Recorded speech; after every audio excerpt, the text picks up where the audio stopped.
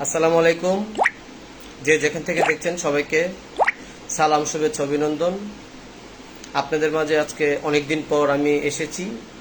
আমার এই আইডিটা ইনঅ্যাক্টিভের মতোই ছিল।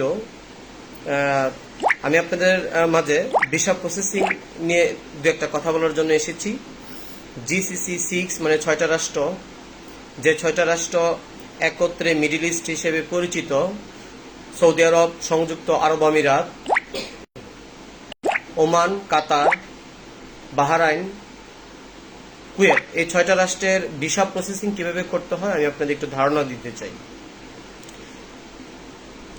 এখন আমি শুধু সৌদি আরবটা সম্পর্কে কিছু বলতে চাই, কিভাবে ভিসা প্রসেসিং করতে হয়। পরবর্তী অন্য ভিডিওগুলো আপনারা সিরিয়ালি পাবেন। তো সৌদি আরবের ভিসা প্রসেসিং করতে গেলে যে ধাপগুলো অতিক্রম করতে হয়, প্রথমে পাসপোর্টটা জমা দিতে হয়।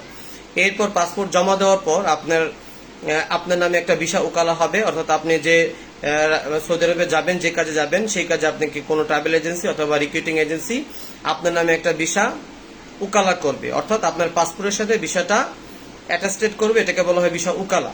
আর ভিসা উকালা করার পর আপনাকে মেডিকেল করতে হবে। আর মেডিকেল যদি আপনি ফিট হন দেন কাজ করতে হবে, যদি মেডিকেল আনফিট হন দেন আপনাকে কিছু করতে হবে না, আপনি রিজেক্ট, আর আপনাকে আগানো দরকার নেই। আমি ধরে নিলাম আপনারা মেডিকেলে ফিট হলেন, তারপর কি করতে হবে? তারপর করতে হবে মুফা, অর্থাৎ রিক্রুটিং এজেন্সি আপনাকে একটা মুফা দিবে, প্রাথমিক চুক্তি যেটাকে বলা হয়, অর্থাৎ পাসপোর্ট এবং আপনার মেডিকেলের সাথে যে সামঞ্জস্যটা করা হয়, কানেক্টিভিটি করা হয়, সেটাকে বলা হয় মুফা করা। তা আপনি মুফা করবেন। মুফা করার পর আপনাকে তাসির ফিঙ্গারে তার একটা অ্যাপয়েন্টমেন্ট নিয়ে দিবে।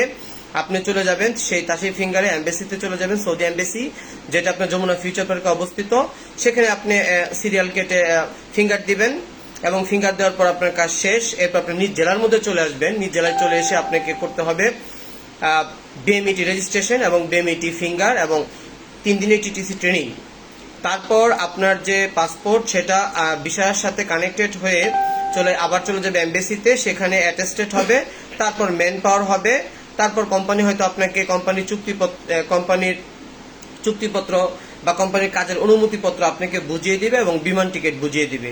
এই হচ্ছে আপনার সৌদি আরবের ভিসা প্রসেসিং। এবং আমার কথা যদি আপনাদের বুঝতে সমস্যা হয়, আমি ভিডিও ডিসক্রিপশনে আমার কথাগুলো সুন্দর করে সিরিয়ালি দিয়ে দিব। আর এই ছিল আজকের ভিডিও লং করতে চাচ্ছি না। পরবর্তী যে অন্য যে 5টা কান্ট্রি রয়েছে GCC6 এর মধ্যে, আমি শুধু সৌদি আরব সম্পর্কে বলেছি। অন্য কান্ট্রিগুলো আপনারা যদি পেতে চান তাহলে লাইক, কমেন্ট, শেয়ার করবেন। আমি পরবর্তী পর্যায়ক্রমিকভাবে এরকম লাইভে এসে আমি বলে দিব আপনাদের সুবিধার্থে।